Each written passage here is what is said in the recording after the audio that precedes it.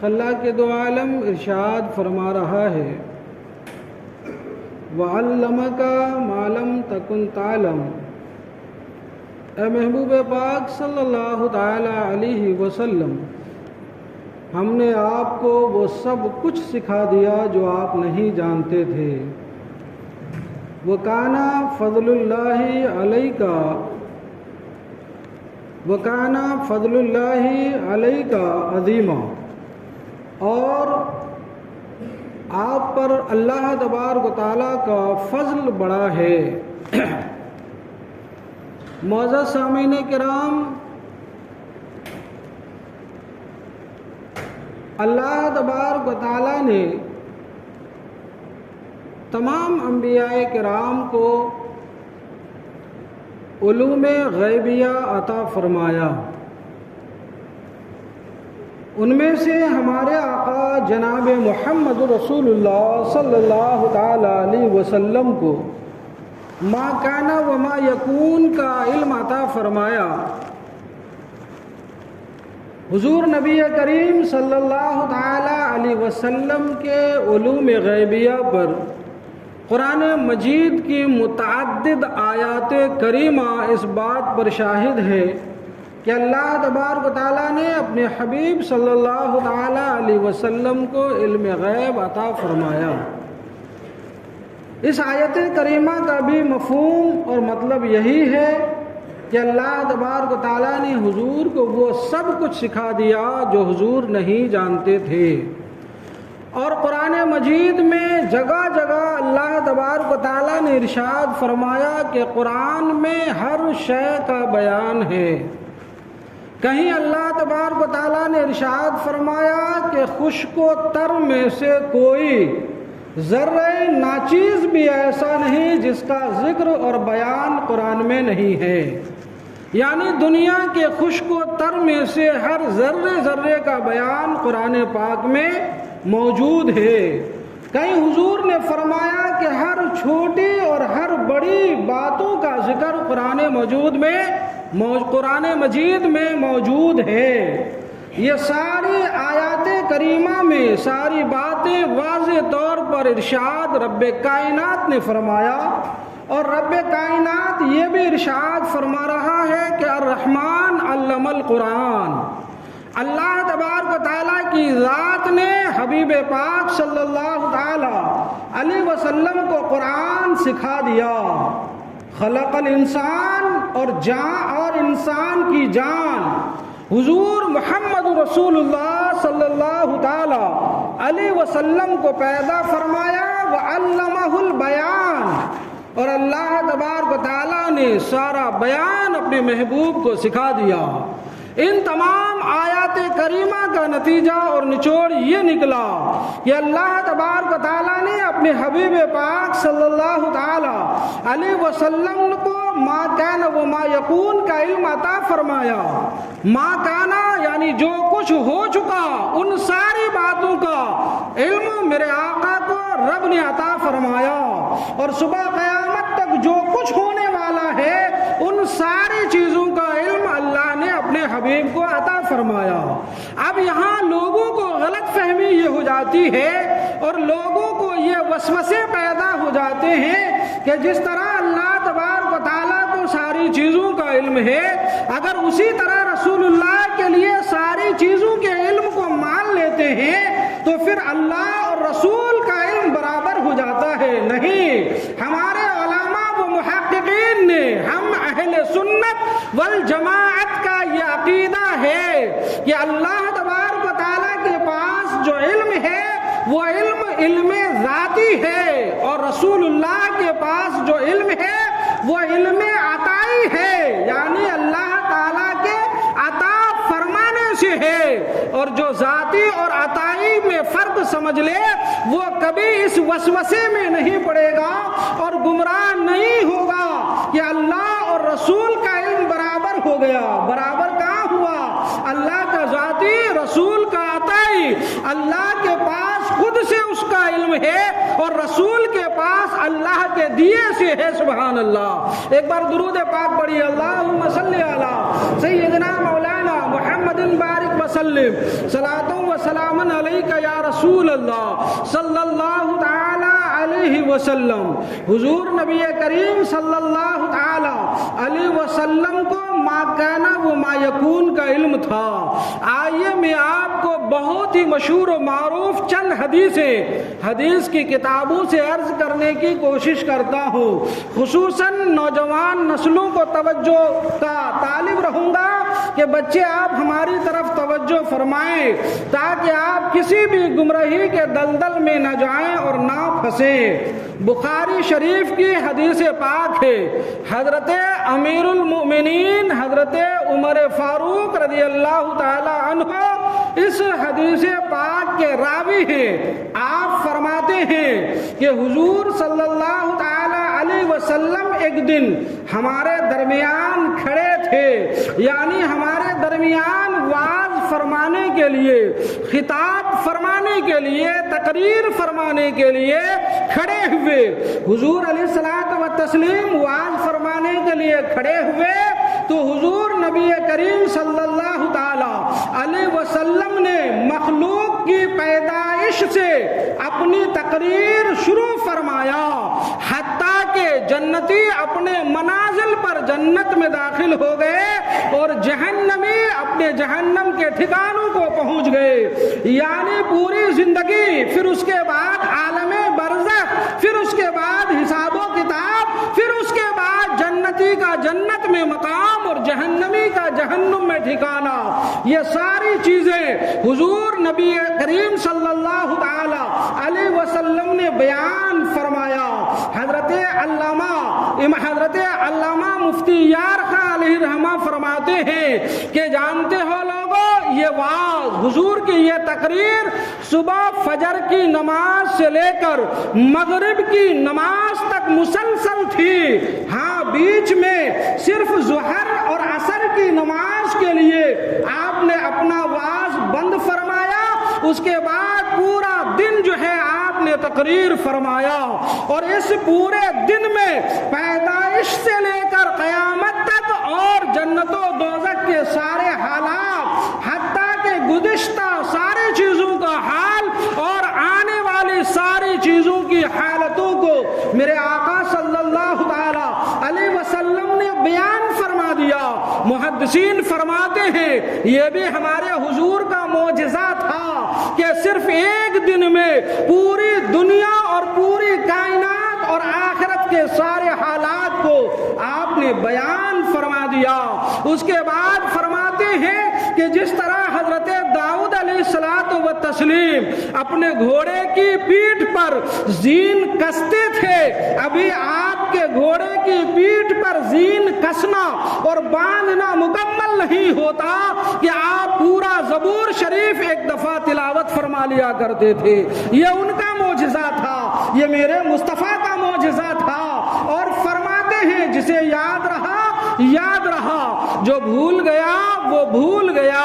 اب اسی حدیث پاک کی شرح کرتے ہوئے حضرت علامہ عبدالحق محدث دہلوی رحمۃ اللہ تعالی علیہ تنقیح جو ہے تنقیح میں فرماتے ہیں، لمعات التنقیح میں فرماتے ہیں، کیا فرماتے ہیں کہ یعنی حضور صلی اللہ تعالی علیہ وسلم کو اللہ تبارک و تعالی نے تمام علوم حاصل فرما دیا تھا، عطا فرما دیا تھا، تبھی تو حضور ساری چیزوں کا بیان فرما رہے ہیں۔ اس کے آگے آئیے ایک دوسری حدیث، یہ ترمذی شریف کی حدیث پاک ہے، اس کے راوی حضرت معاذ ابن جبل رضی اللہ تعالی عنہ ہیں۔ کون؟ حضرت معاذ ابن جبل رضی اللہ تعالی عنہ ہیں۔ آپ فرماتے ہیں حضور نبی کریم صلی اللہ تعالی علیہ وسلم نے ارشاد فرمایا، میں نے اپنے رب تبارک و تعالی کو دیکھا، رب تبارک و تعالی کو دیکھا تو رب کائنات نے اپنا دست قدرت میرے دونوں کندھوں کے درمیان رکھا، جس کی ٹھنڈک میں نے اپنے سینے میں محسوس کی۔ سبحان اللہ، اللہ نے اپنا دست دست قدرت میرے دونوں کندھوں کے درمیان رکھا، جس کی ٹھنڈک جو ہے میں نے اپنے سینے میں محسوس فرمایا۔ اور حضور فرماتے ہیں بس اسی وقت جو ہے میرے لیے ساری چیزیں روشن ہو گئی اور مجھے ساری چیزوں کا علم حاصل ہو گیا۔ اور حدیث کی دوسری کتابوں میں یہی روایت کے جملے تھوڑے بدل کر یہ ہے کہ میں نے آسمان اور زمین میں جو کچھ ہے ان ساری چیزوں کو فوراً اسی وقت جو ہے جان گیا۔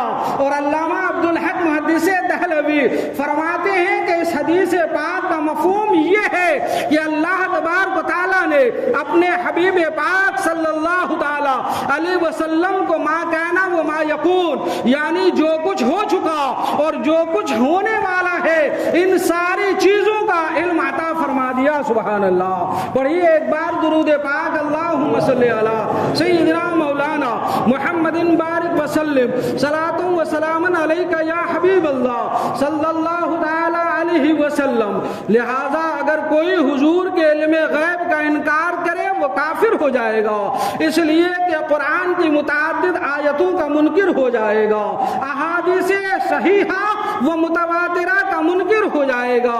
لہذا ہمارا اور آپ کا ایمان یہ ہے، عقیدہ یہ ہے، اہل سنت والجماعت کا عقیدہ یہ ہے کہ اللہ کو جو علوم حاصل ہے وہ علم اللہ کو ذاتی ہے اور اللہ کا علم غیر متناہی ہے جس کی کوئی حد نہیں، اور اللہ کے علاوہ اللہ کے محبوب بندوں اور انبیاء کو جو علم غیب حاصل ہے وہ علم عطائی ہے اور وہ علم متناہی ہے، اس کی ایک ابتدا اور انتہا ہے۔ لہذا اللہ اور اللہ کے رسول کے علم اب برابر نہیں ہوئے، لہذا اس میں کسی طریقے کی کوئی گمراہی یا کوئی کفر کی بات نہیں ہے۔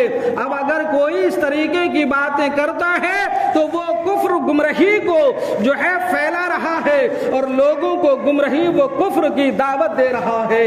اور آئیے آگے سنیے، حضور نبی کریم صلی اللہ تعالی علیہ وسلم کے علم کے اوپر حدیث ذرا سنیے تو حضرت عبداللہ ابن مسعود رضی اللہ تعالی عنہ ہے، المعجم الکبیر کتاب ہے، اس کی حدیث پاک ہے۔ آپ فرماتے ہیں صلح حدیبیہ سے واپسی کے موقع پر ایک مقام پر رسول اللہ اور رسول اللہ کے صحابہ قیام پذیر ہوئے، یعنی ٹھہرے، رکے۔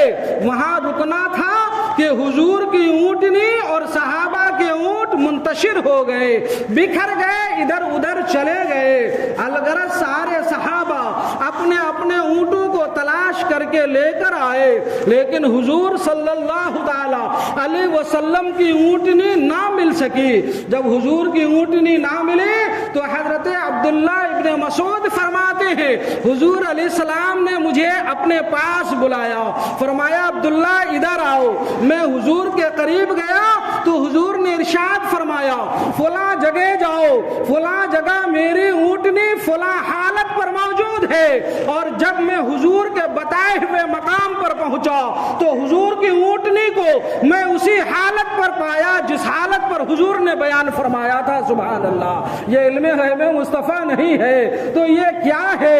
اور آگے سنیے، حدیثوں کی کتابوں میں موجود ہے۔ آئیے، یہ بخاری شریف کی ہی حدیث پاک ہے، بہت مشہور احادیث بہت ہیں، لیکن میں آپ کو وہ حدیثیں سنا رہا ہوں جو ہر جماعت کے علماء نے اس کو لکھا ہے، اس پر بیان اور اس پر تبصرے اور تمام فرقے کے محدثین کے وہاں یہ باتیں موجود ہے۔ بخاری شریف کی حدیث پاک ہے، فرماتے ہیں حضور نبی کریم صلی اللہ تعالی علیہ وسلم اپنے صحابہ کے ساتھ ایک سفر میں اونٹنی پر سوار ہو کر تشریف لے جا رہے ہیں۔ آپ کو جنگل میں یا کھلی آبادی میں دو قبر نظر آئی۔ جب آپ کی سواری اس قبر کے پاس پہنچی تو آپ کا جانور بدکا۔ اس جانور کا بدکنا ایسا تھا، قریب تھا کہ حضور جانور کی پیٹھ سے زمین پر تشریف لے آتے، لیکن حضور علیہ السلام سنبھلے، اپنی سواری سے نیچے زمین پر اترے، صحابہ بھی اتر گئے۔ حضور نے فرمایا، حضور نے ارشاد فرمایا یہ دونوں قبر والے ہیں، ان دونوں قبر والے کے اوپر عذاب عذاب ہو رہا ہے، اسی عذاب کی وجہ سے میرا جانور بدقہ ہے، اس پر عذاب ہو رہا ہے۔ بتائیے قبر پر کسی پر عذاب ہو رہا ہے، یہ غیب نہیں ہے تو کیا ہے؟ اور یہ بھی کہیے کہ کیا جو حضور فرما رہے ہیں وہ سچ نہیں فرما رہے ہیں تو کیا فرما رہے ہیں؟ کیوں؟ اس لیے کہ میرے آقا صادق بھی ہیں، مصدوق بھی ہیں۔ میرے آقا کو تو صادق انہوں نے بھی کہا جو میرے آقا سے دشمنی کرتے تھے، میرے آقا سے عداوت کا اعلان کرتے تھے، غداری اور بغاوت کا علم اٹھائے ہوئے تھے، وہ لوگ بھی یہ بات کہنے پر موجود تھے، مجبور تھے کہ جن کا نام محمد یا احمد ہے وہ صادق الوعد الامین ہے۔ سبحان اللہ، وہ اپنے وعدے بھی پوری فرماتے ہیں اور باتیں بھی سچی کیا کرتے ہیں۔ اتنے ہی پر بس نہیں، اٹھاؤ بخاری دیکھیں آپ، حضور فرماتے ہیں لوگوں سنو، ان قبر والوں کے اوپر عذاب کسی بڑے گناہ کی وجہ سے نہیں ہو رہا ہے، صرف اس لیے عذاب ہو رہا ہے کہ ان میں سے ایک قبر والا پیشاب کی چھینٹوں سے نہیں بچتا تھا اور ایک قبر والا لوگوں کی چگلیاں کھاتا پھرتا تھا، اسی لیے ان کے اوپر عذاب ہو رہا ہے۔ اللہ اکبر، یہ خفا بالائے خفا، یہ غیب بالائے غیب ہے کہ عذاب کس کیفیت اور گناہ کی وجہ سے ہو رہا ہے، میرے مصطفیٰ وہ بھی بیان فرما رہے ہیں۔ سبحان اللہ۔ اس کے بعد میرے آقا عذاب کی تخفیف کا علاج بھی فرما رہے ہیں، اور آقا رحمت للعالمین فرماتے ہیں صحابہ سے ایک دو ہری شاخ لائی جائے، حضور کے پاس ایک ہری ٹہنی لائی گئی، اسے آپ نے اپنے ہاتھوں سے چیرا اور چیرنے کے بعد دونوں قبر پر گاڑ دیا، اور حضور نے تکبیر و تہلیل بھی فرمایا اور ارشاد فرمایا جب تک یہ شاخیں ہری رہیں گی، تر رہیں گی، یہ اللہ کی تسبیح بیان کریں گے اور اس کی تسبیح سے صاحب قبر کو فائدہ پہنچتا رہے گا۔ سبحان اللہ، فائدہ پہنچتا رہے گا۔ میرے مسلمان دوستو، حضور نبی کریم صلی اللہ تعالی علیہ وسلم، آئیے حضرت انس بن مالک رضی اللہ تعالی عنہ ہے، مسلم شریف ہے، جتنے لوگ سماعت کر رہے ہیں نوٹ کیجئے اور جا کر دیکھیے، حدیث موجود ہے مسلم شریف، حدیث پاک کی مشہور کتاب ہے، حضرت انس بن مالک ہے، آپ ارشاد فرماتے ہیں اور دیگر صحابہ سے بھی یہ حدیث مروی ہے، آپ حضور فرماتے ہیں جنگ بدر جب ہوئی تو جنگ بدر سے ایک دن پہلے حضور صلی اللہ تعالی علیہ وسلم جب میدان بدر کا معائنہ فرما رہے تھے تو میرے آقا علیہ الصلوۃ والتسلیم نے ارشاد فرمایا کل یہاں پر میدان جنگ میں، کل یہاں جو ہے جنگ ہوگی اور کل یہاں جو ہے فلاں کافر مارا جائے گا، یہاں فلاں مارا جائے گا، یہاں فلاں مارا جائے گا۔ حدیث کی روایت میں ہے کہ حضور اپنے دستے کرم سے ان جگہوں کی نشاندہی بھی فرما رہے تھے اور نشاندہی فرما دیا کہ فلاں فلاں کل یہاں مارا جائے گا۔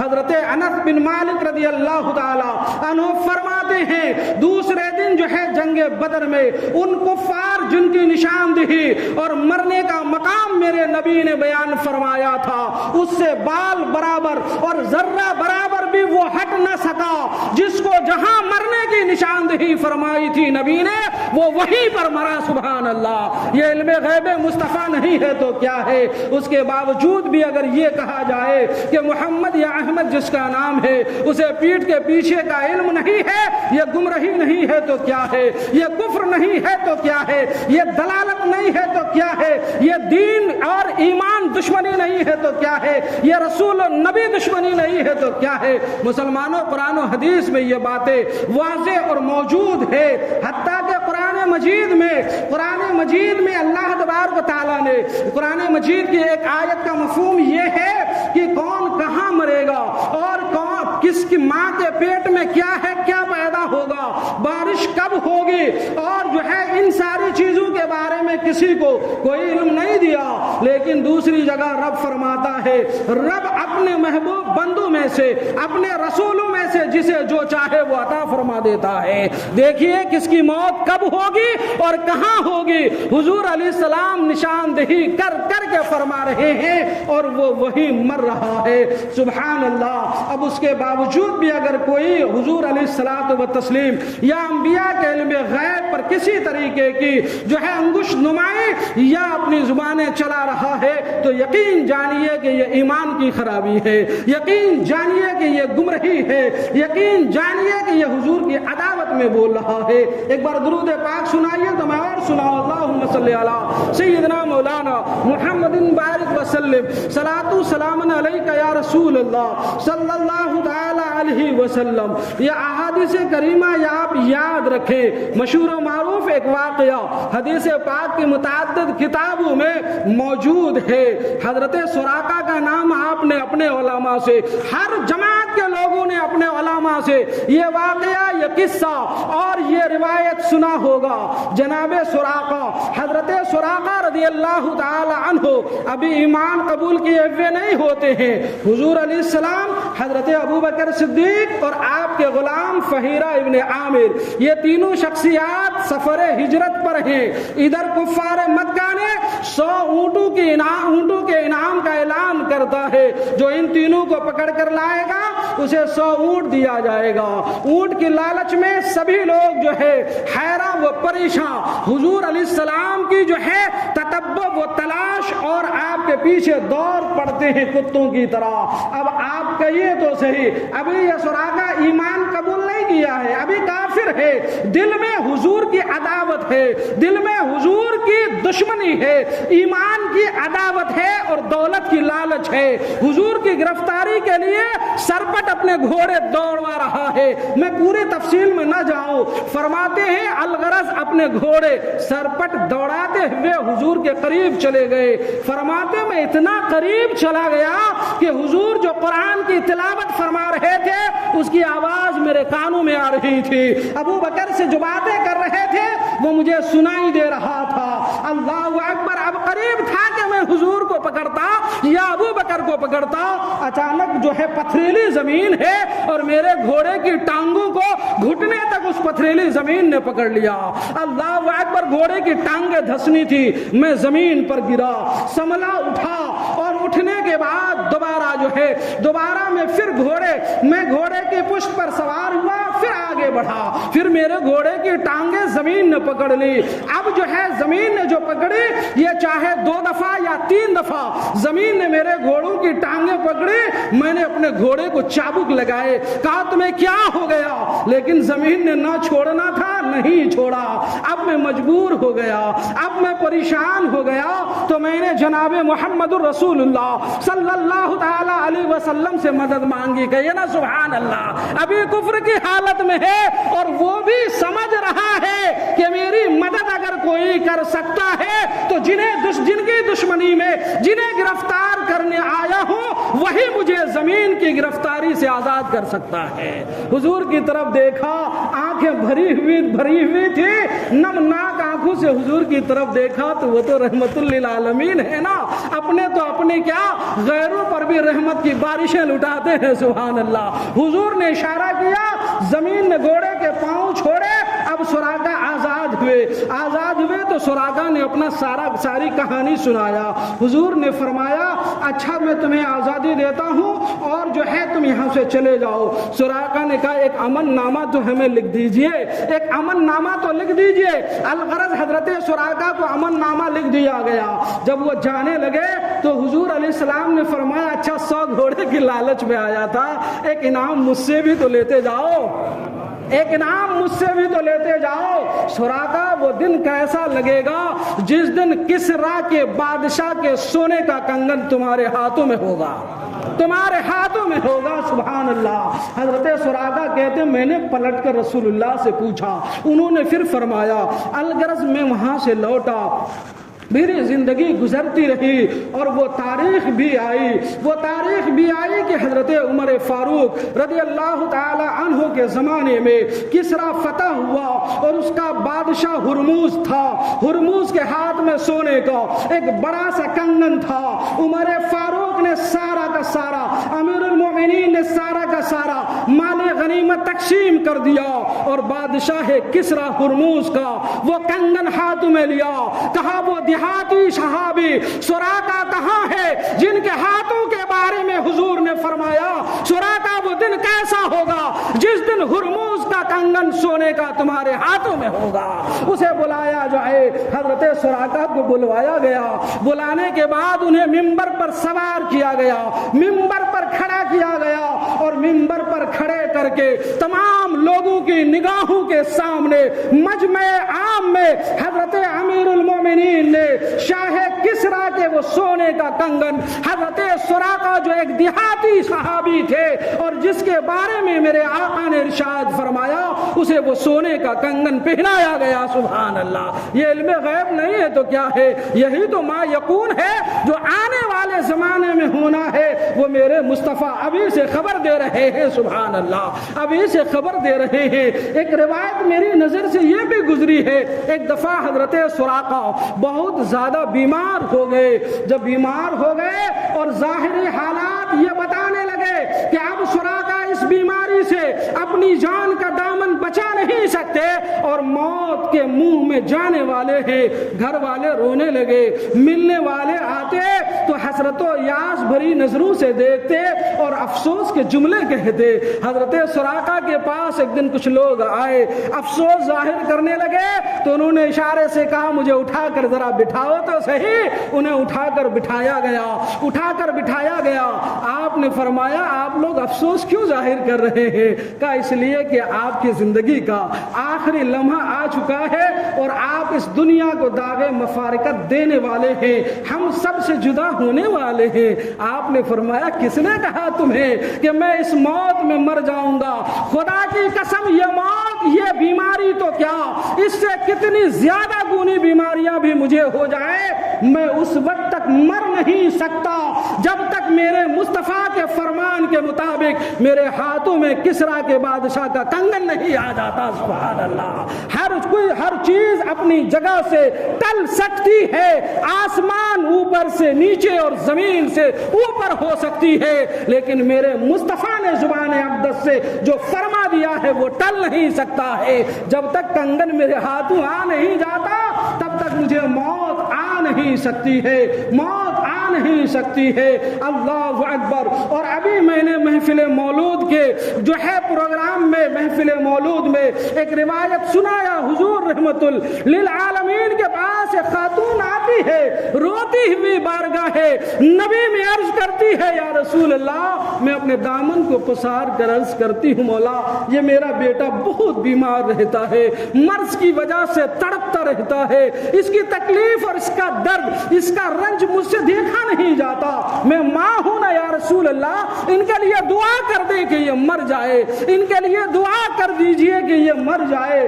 حضور علیہ السلام نے ارشاد فرمایا تو یہ چاہتی ہے کہ میں اس کے لیے دعا کر دوں کہ یہ مر جائے؟ کیا تو یہ نہیں چاہتی ہے؟ کیا تجھے یہ بات پسند نہیں ہے کہ میں اس کے لیے دعا کر دوں تو اللہ اسے شفا دے دے، یہ بچپنے سے جوان بھی ہو اور شہادت کی موت پائے؟ سبحان اللہ، شہادت کی موت پائے۔ اس عورت نے کہا یا رسول اللہ کرم بالائے کرم، میرے آقا نے اس نوجوان کے حق میں دعائے شفا فرمایا، اس بچے کو جو ہے شفا حاصل ہوئی، وہ زندگی کی بہاریں دیکھا، جوان ہوا اور غزوے میں گیا اور جنگ اسلام میں جا کر جام شہادت نوش فرمایا۔ اسی کو تو ما کانا و ما یکون کی تعلیم کا علم اور جو ہے خبر کہتے ہیں، اور نبی کا معنی ہی ہوتا ہے غیب کی خبر دینے والا۔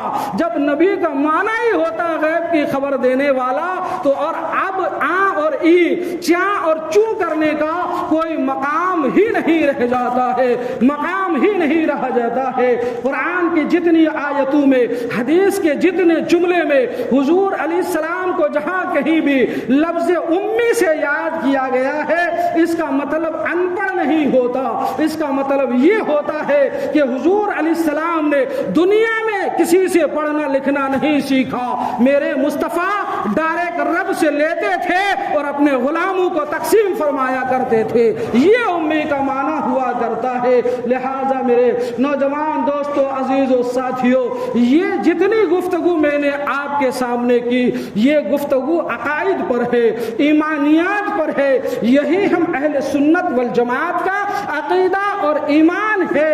آپ کوشش کریں کہ جہاں کہیں بھی تفسیر قرآن کا درس ہو، قرآن کے تفسیر کا درس ہو، وہاں زیادہ سے زیادہ حاضر رہنے کی کوشش کریں۔ اگر آپ قرآن کا ترجمہ نہ سنیں گے علماء سے، اس کا صحیح مفہوم اور معنی علماء سے نہ جانیں گے، تو پھر آپ جو ہے ظاہری معنی کو لے کر گمراہ کرنے والے گمراہ گڑوں کے حد چڑھ کر کہیں اپنا ایمان کھو نہ دے اور تباہ و برباد نہ کر دے۔ خدا را اپنے وقت، اپنے ایمان اور اپنی قدر و قیمت کو سمجھیے اور علم دین مصطفیٰ